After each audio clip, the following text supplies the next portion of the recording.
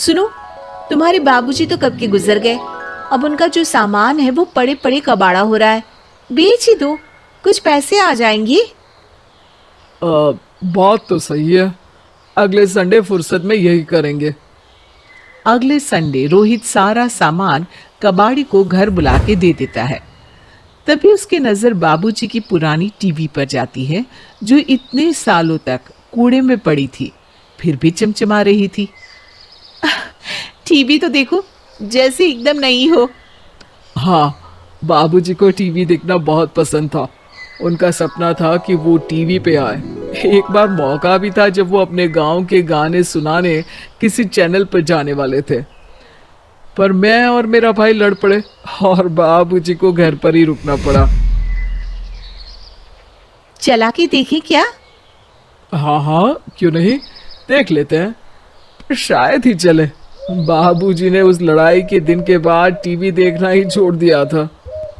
TV चालू करने के लिए उसमें केबल वायर लगा दिया जाता है। एक न्यूज चैनल चालू हो जाती है। स्वर्ग की सीढ़ी के रास्ते हैं तीन, तीनों के तीन रास्ते हैं संगीन। पहला रास्ता है सांप की बीन, दूसरा रास्ता घर में बिछा कालीन, तीसरा रास्ता कलकत्ता से चीन।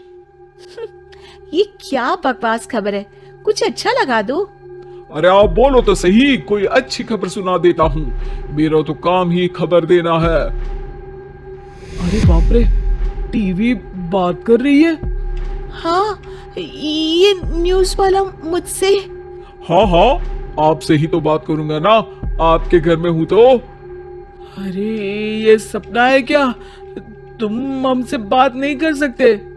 अरे सपना नहीं भाई साहब, ये टीवी जादुई टीवी है। बोलो क्या खबर सुननी है, वरना ब्रेक लेने का टाइम आ जाएगा। सुप्रिया घबरा के टीवी बंद कर देती है। वो क्या था? अरे एक बार और चालू करके देखे, फिर से बात करेगा तो चैनल बदल देंगे। सुप्रिया फिर टीवी चालू कर देती है। अरे ऐसा कोई मुंह पे टीवी बंद करके जाता है क्या? मुझे बुरा लगा आपका नेचर। चाय पानी तो पूछो। सुप्रिया टीवी के बटन से चैनल बदल देती है। अब टीवी पर एक फिल्म चल रही है। अरे ये तो सूर्यवंशम है ना? हाँ, और ये ठाकुर को जहर की खीर दे दी और उसको पता भी नहीं है। ए भाई, खीर मत पीना, उसमें जहर है, मत पीना। ठीक है महाशय, जैसा आप कहें। हाँ।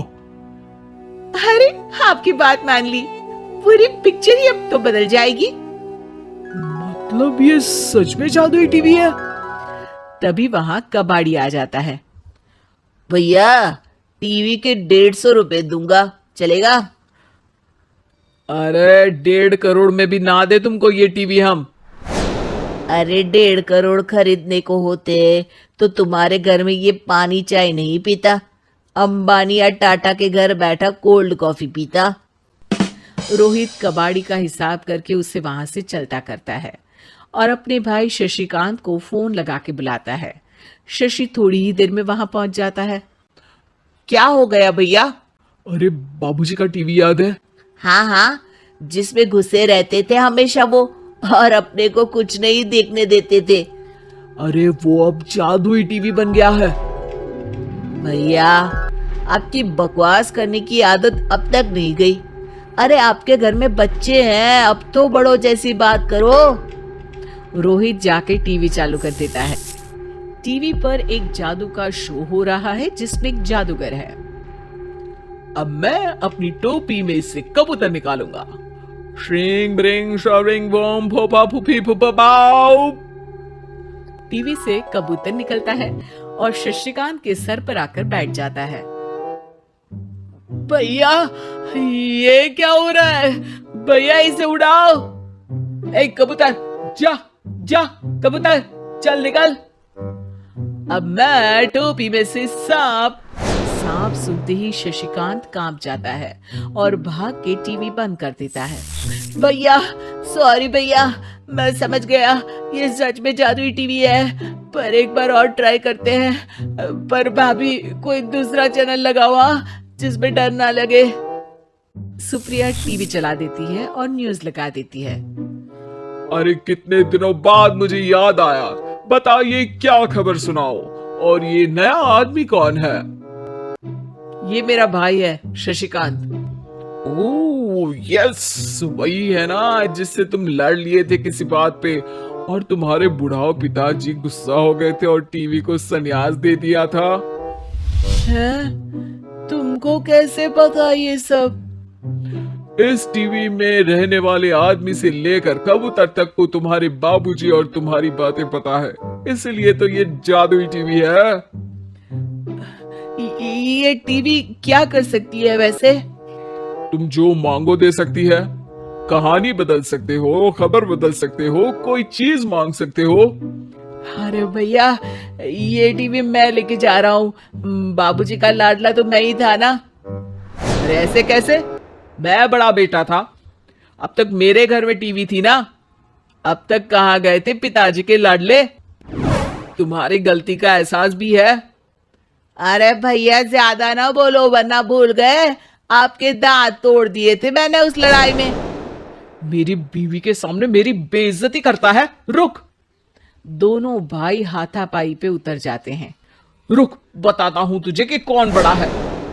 अरे छोटे का दम तो देख लीजिए आप। ये खबर आपकी बाबूजी को देता हूँ।